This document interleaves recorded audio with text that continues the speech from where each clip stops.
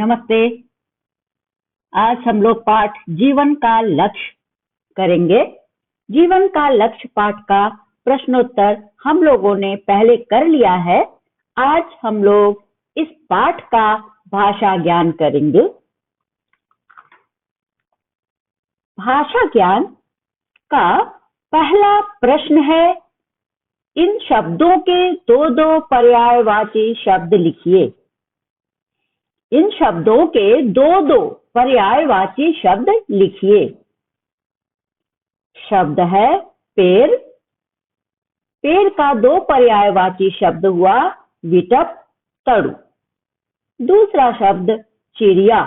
चिड़िया का पर्यायवाची शब्द हुआ खग, विहग। तीसरा शब्द है सागर। सागर का पर्यायवाची शब्द जलधि, समुद्र।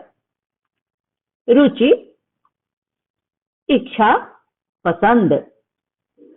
कदम, पद, डग। मनुष्य, मानव, मनुज।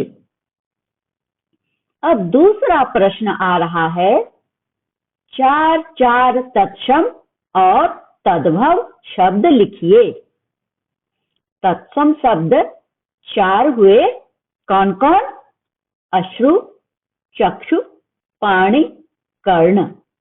अब तद्भव शब्द है पैर, आंख, हाथ, पत्ता। तीसरा प्रश्न, कुछ संज्ञा शब्दों में त्व जोड़ने पर भाववाचक संज्ञाएं बनती हैं। जैसे देव। देव में त्व प्रत्यय लगाने से क्या बना? देवत्व। पुरुष। पुरुष में देवत्व लगकर शब्द बना पुरुषत्व। मनुष्य। मनुष्य से बना मनुष्यत्व। पशु। पशु में त्व लगाने से बना पशुत्व। साधु, साधुत्व। नारी, नारीत्व। बंधु, बंधुत्व। क्षत्रिय, क्षत्रियत्व। स्वामी, स्वामित्व। अगला प्रश्न, इन विशेषण शब्दों में ता जोड़कर भाववाचक संज्ञा बनाइए और उनका लिंग लिखिए। शब्द है सफल। सफल में ता प्रत्यय जोड़ेंगे तो क्या बनेगा? सफलता। उसी प्रकार उदार से उदारता। महान, महानता। सुंदर, सुंदरता। योग्य, योग्यता। मूढ़, मूढ़ता। कायर, कायरता। मलिन, मलिनता। आगे देखिए, कुछ शब्द हैं श्रेयस्कर, निर्धारित, राष्ट्र। इन शब्दों में र के विभिन्न रूपों का प्रयोग किया गया है। र के प्रयोग पर यहाँ ध्यान देना है। र के प्रयोग की कुछ विधियां इस प्रकार हैं। यदि आधा र यानी किसी स्वर सहित व्यंजन के पहले आए तो वह उस व्यंजन के ऊपर लिखा जाता है। जैसे ध जोर आधा र जोर म बराबर क्या बना? धर्म। तो कहाँ लिखा? आधा र यानी रेफ। रेफ कहाँ हुआ? म पर। म यानी स्वर सहित।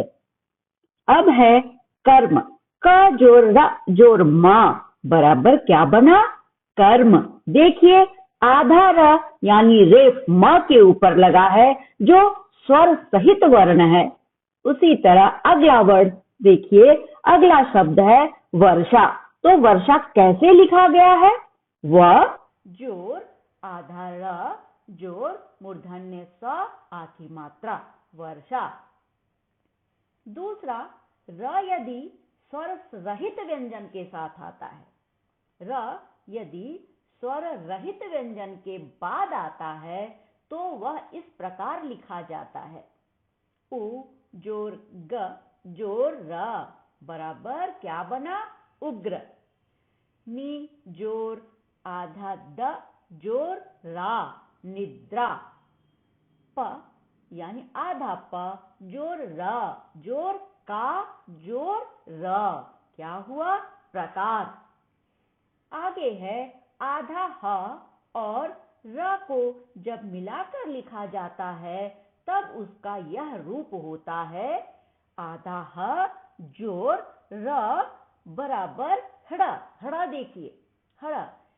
आगे है स्वर रहित ट, ठ, ड, ढ के नीचे र को इस प्रकार लिखा जाता है, ट जोर ड़ बराबर ट्र, ड जोर ड़ बराबर ड्र, ड्रामा। चौथा प्रश्न आ रहा है, पाठ में से स्वर रहित यानी आधा र और स्वर सहित र वाले शब्दों की सूची बनाइए। स्वर रहित शब्द हैं जो पाठ से लिए गए हैं। पाठ से लिए गए स्वर रहित शब्द हैं निर्धारित, दूरदर्शी, पदार्थ, महत्वपूर्ण, अर्जुन। अब स्वर सहित शब्द हैं चरित्र, प्रसन्नता, यात्रा, प्रयत्न, प्रेरणा। अगला प्रश्न, प्रत्येक संयुक्ताक्षर से 3-3 शब्द बनाइए। प्रत्येक संयुक्ताक्षर से 3-3 शब्द बनाइए। संयुक्ताक्षर है क्ष, क्ष, उससे 3 शब्द क्या बने, चक्षु, पक्ष, क्षमा। अगला वर्ण है त्र, त्र से शब्द क्या बना, छात्र, पत्र, त्रिशूल।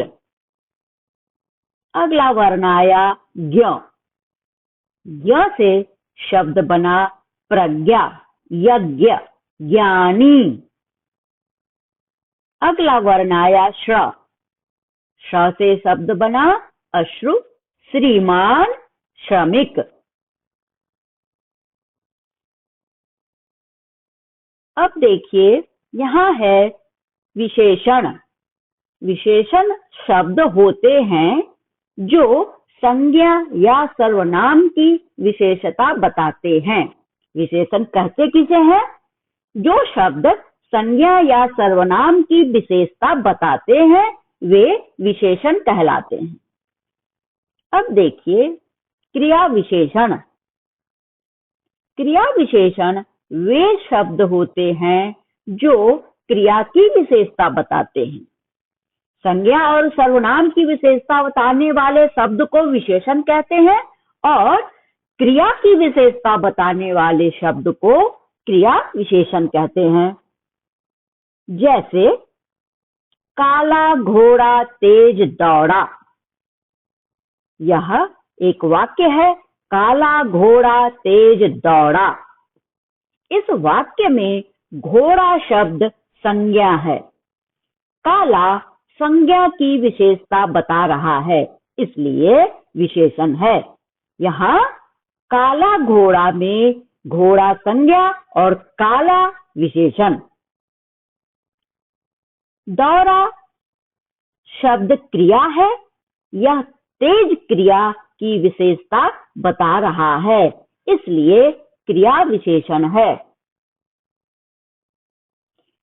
छठा प्रश्न आया, नीचे दिए गए शब्दों में से विशेषण और क्रिया विशेषण वाले शब्द समूह अलग करिए।